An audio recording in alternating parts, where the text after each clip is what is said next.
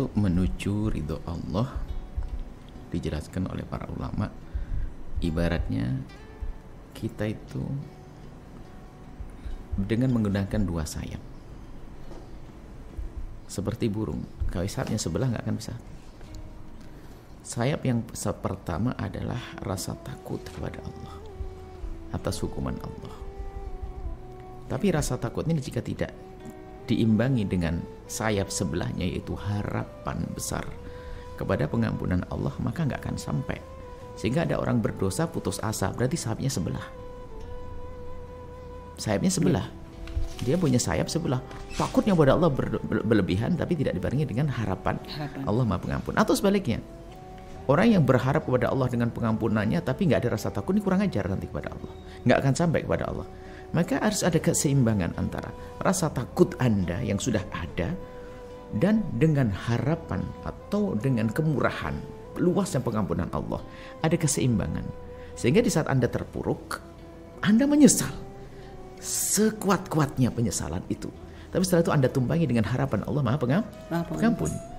Atau sebaliknya, harapan Anda kepada pengampunan Allah ini harus besar. Tapi tidak boleh Anda terlena lalu Anda ngendengi dosa. Tapi harus barengi dengan rasa takut. Maka imbang semacam itu. Nah, kemudian pandangan terpenting itu pandangan Allah. Kalau ada orang hijrah bertobat lalu ada orang memandang pici, selalu ada. Jangankan ke orang yang berbuat salah kemudian tobat, yang ibaratnya tidak salah pun kadang orang mandang dengan pandangan yang tidak baik. Karena orang kan mandang dengan hawa nafsu yang tidak sesuai dengan keinginannya dan macam-macam. Dan kita tidak perlu pandangan manusia, kita perlu pandangan Allah. Artinya, jangan sampai pandangan manusia itu menjadi perhitungan terpenting dalam hidup kita. Biarpun kita itu diajarkan oleh Allah untuk dipandang orang itu baik, yaitu berakhlak mulia, tentunya begitu. Tapi kalau orang berakhlak baik, perilaku baik, tapi bukan karena Allah, ya bermanfaat untuk manusia, tapi di hadapan Allah tidak diterima oleh Allah SWT. Nah, suatu ketika ada pada zaman Nabi, ada orang melakukan satu kehinaan. Kemudian dia mabuk. Kemudian tiba-tiba ada satu orang yang mencaci dan mengolok dia. Mencaci dan mengolok ada di zaman Nabi.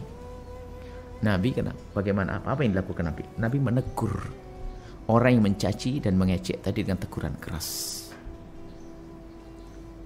Jangan kau bantu setan untuk mengembalikan dia dalam kejelekan. Artinya apa? Kalau kita menjadikan orang yang berdosa itu terpuruk dengan kita caci dan olok, sebetulnya kita telah membantu setan untuk menjadikan orang yang mau tobat lagi kembali kepada kejelekan. Karena apa? Dia merasa terpuruk terus. Baik, di sisi lain, yang ini yang jarang dicermati, bahwasanya Anda harus paham bahwa orang yang mencaci Anda yang sudah hijrah itu sebetulnya dia telah bersekongkol dengan setan. Makanya jangan Anda dengar. Ini yang sisi lain yang diperhatikan.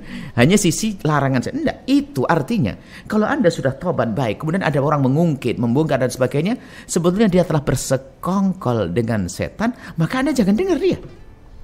Karena kalau Anda dengar bagaimana? Anda akan terpengaruh. Tadi Anda berkatakan, saya mau putus asa nih. Anda karena mendengar. Kalau Anda langsung prinsip, yang penting aku dengan Allah, selesai. Itu masa lalu, bisa saja dihapus oleh Allah, kan begitu? Ya. Seperti itu. Nah, kemudian kalau sudah dihapus oleh Allah di dunia, diampuni Allah, nggak akan dampak lagi di akhirat. Pandang Allah menghukum dua kali yang sudah dihukum di dunia, atau sudah istighfar minta ampun kepada Allah Subhanahu wa Ta'ala. Seperti itu. Jadi Anda yakin kemahaluasan Allah di dalam pengampunannya, dan juga Anda yakin bahwasanya begitu pedihnya siksa Allah, maka jadikan itu adalah untuk menimbang langkah Anda menuju Allah Subhanahu wa Ta'ala. Yakin sebesar apapun dosa Anda, sejelek apapun diri Anda, jelek, yang mengangkat Anda siapa? Allah. Yang membersihkan Anda siapa? Allah.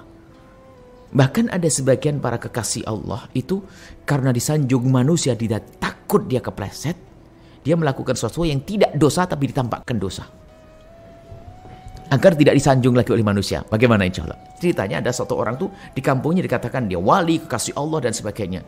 Dia takut kepleset. Akhirnya apa? Zaman dulu ada namanya istilah hammam, itu bukan kamar mandi. Hammam itu tempat air bersama, kayak orang nyuci baju segala macam dan pakai mandi. Nah, rupanya dia itu apa?